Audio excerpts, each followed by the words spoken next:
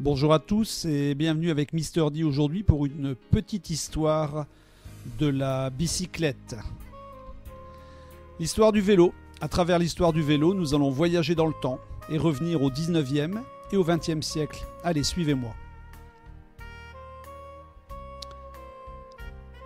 Grâce à son génie, l'homme va inventer un moyen de transport extraordinaire qui ne demande pas d'autre énergie que ses propres muscles, qui ne fait pas appel à l'aide d'un animal, qui lui permet de se déplacer plus vite et plus loin qu'à pied, qui ne pollue pas et qui est agréable à utiliser. Cet engin extraordinaire, c'est le vélo, que vous connaissez tous et toutes.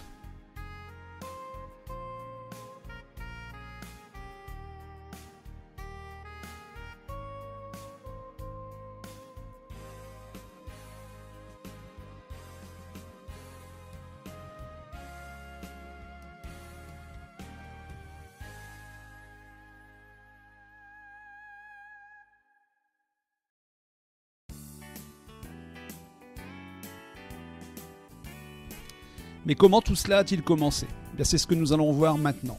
Et tout va commencer tout d'abord au 19e siècle, exactement en 1817. Nous sommes en Prusse. La draisienne est inventée en 1817, au 19e siècle en Allemagne, par le baron Drée. Elle permet de se déplacer 2 fois plus vite qu'à pied. Voici une draisienne de l'époque. C'est un engin très rudimentaire, très simple. C'est ce qu'on appelle à l'époque la machine à courir.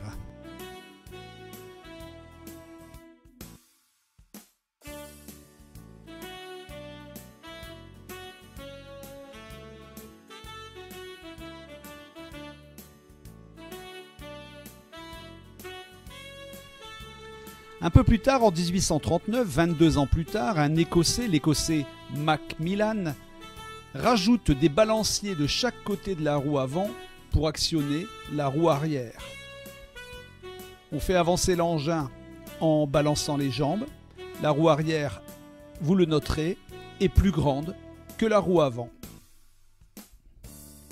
Les roues n'ont pas encore de pneus, donc ce n'est pas particulièrement confortable. On roule sur la partie en bois de la jante.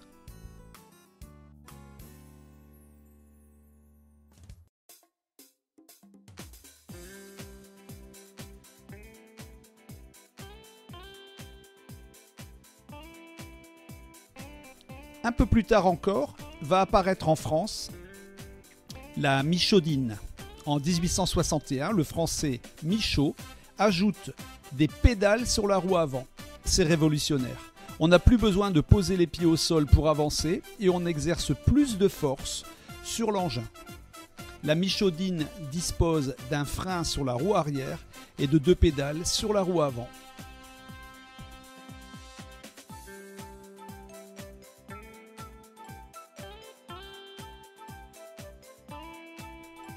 En 1867, le français Clément Ader va améliorer l'engin en y ajoutant des bandes de caoutchouc sur les roues.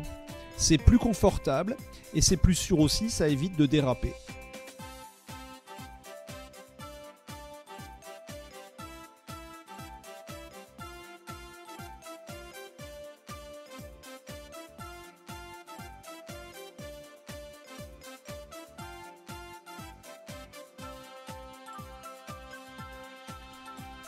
En 1871, va apparaître le premier modèle lancé par l'anglais James Starley de Granby. L'anglais James Starley fabrique le penny farthing avec une roue avant de 1,50 m de diamètre et une roue arrière de 50 cm seulement. On appelle ce vélo un Granby en France. La conduite du Granby est dangereuse. Il y a beaucoup d'accidents car on tombe de haut.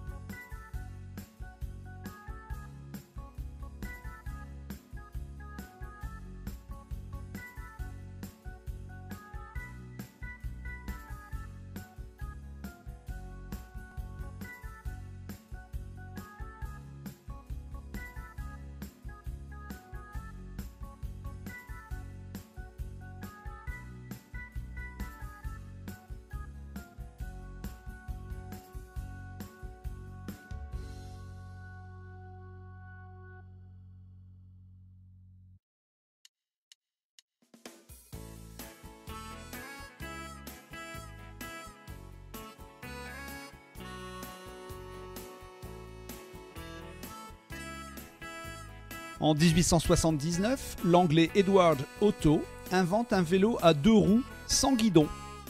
Un engin qui n'aura pas beaucoup de succès et qui finira par disparaître. En 1879 encore, un autre anglais, Lawson, fait encore progresser le vélo. Il va placer un pédalier central entre la roue avant et la roue arrière. Et il y a maintenant une chaîne entre le pédalier et la roue arrière. On s'approche véritablement du vélo moderne. En 1884, un autre Starley, mais John cette fois-ci, améliore encore le système. Il va inventer le safety bike, la bicyclette de sécurité. La bicyclette de sécurité utilise 2 roues de la même taille pour rabaisser la position du cycliste. Ainsi, la conduite est plus sûre, car le cycliste est placé moins haut sur la selle.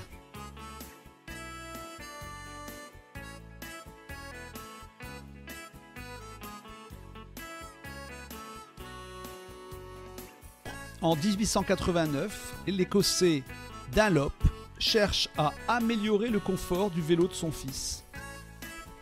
Alors il invente un tube creux de caoutchouc gonflé avec de l'air.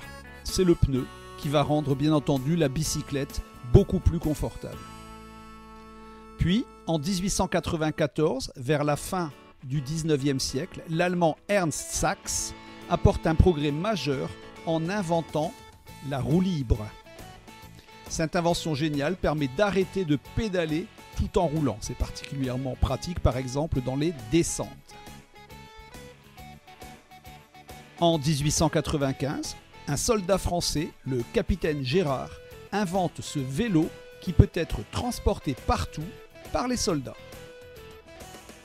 C'est le vélo pliant. Puis apparaît le XXe siècle. Au XXe siècle, la bicyclette hirondelle va équiper les policiers parisiens à partir de 1901. Alors c'est un vélo très spécial parce qu'on utilise le rétro-pédalage. Le rétro-pédalage, c'est-à-dire que sur cette bicyclette, il faut pédaler en arrière pour la faire avancer. C'est un système qui a aussi disparu. On ne pédale plus en arrière désormais sur les bicyclettes.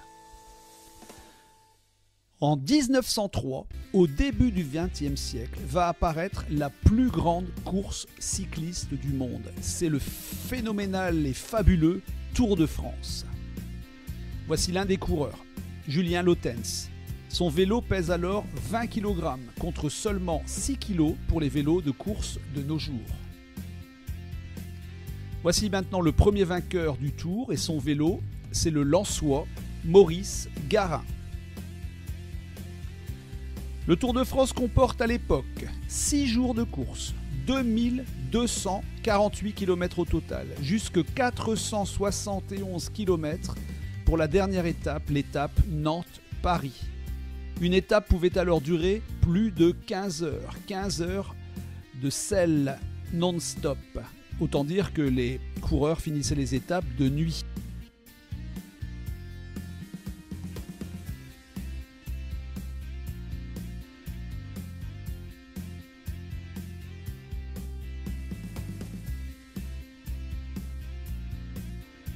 En 1928, voici le premier dérailleur simplex. C'est une invention française qui permet de changer de vitesse pour pédaler plus facilement dans les montées.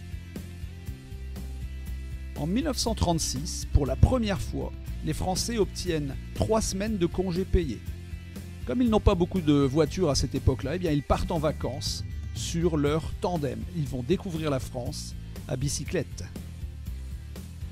En 1941, la marque française Peugeot va inventer le premier vélo léger en aluminium. C'est un vélo à cadre en tôle embouti. Voici maintenant en 1977 le vélo du français Bernard Thévenet. C'est ce qu'on appelle le vélo de course. C'est avec ce vélo qu'il va gagner le Tour de France en 1977. En 1973, aux USA, on invente un vélo tout-terrain capable de rouler en montagne dans les chemins caillouteux. On l'appelle le mountain bike. C'est le premier vélo fait pour rouler dans la nature. En 1986, la marque française Look fabrique le premier vélo de course ultra léger avec un cadre en une seule pièce. Un vélo qui pèse moins de 7 kg. En France, en 1987, on commence à construire des VTT comme ceux des Américains. Voici le premier vélo VTT français, c'est le Peugeot VTT 1 de 1987. On voit aussi apparaître des courses, c'est la naissance de la compétition des courses de tout terrain. Avec un vélo spécial, on peut descendre la montagne sur la neige. Et voici le vélo du record du monde de vitesse, 212 km/h sur la neige en 1998. Place maintenant à notre époque, le 21e siècle. Au 21e siècle, on voit de plus en plus de bicyclettes électriques. Ce vélo, par exemple, possède une batterie rechargeable dans le porte-bagages et un petit moteur dans la roue arrière. Plus rapide, moins fatigant qu'un vélo classique, le vélo électrique est aussi plus cher. Mais ce n'est pas nouveau comme invention, parce qu'il y avait déjà des vélos électriques en 1932. En fait, le vélo électrique avait été inventé par Boulton, un Américain, au 19e siècle, en 1895. Voici en 2007 l'apparition du premier vélo en libre service. À Paris, c'est le Vélib, un vélo qu'on peut louer ou emprunter pendant quelques minutes qui doit permettre de remplacer les voitures dans les villes. Alors l'avenir c'est le futur. Le vélo du futur, c'est peut-être celui-ci. Magnifique. Ou bien un vélo qui serait fait pour nous élever dans les airs, ou bien carrément pour voler. Mais qui sait ? On verra ça plus tard.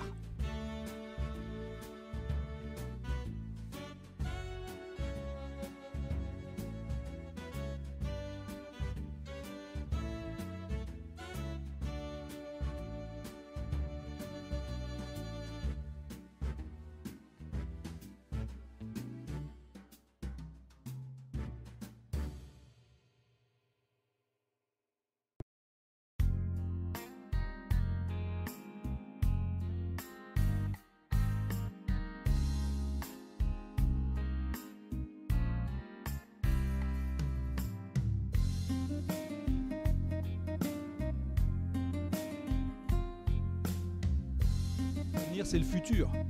Le vélo du futur, c'est peut-être celui-ci. Magnifique.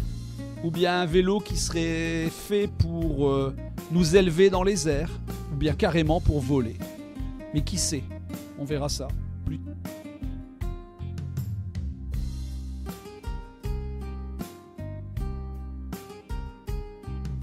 Et si vous avez aimé cette vidéo, n'hésitez pas à lever un pouce et à bientôt.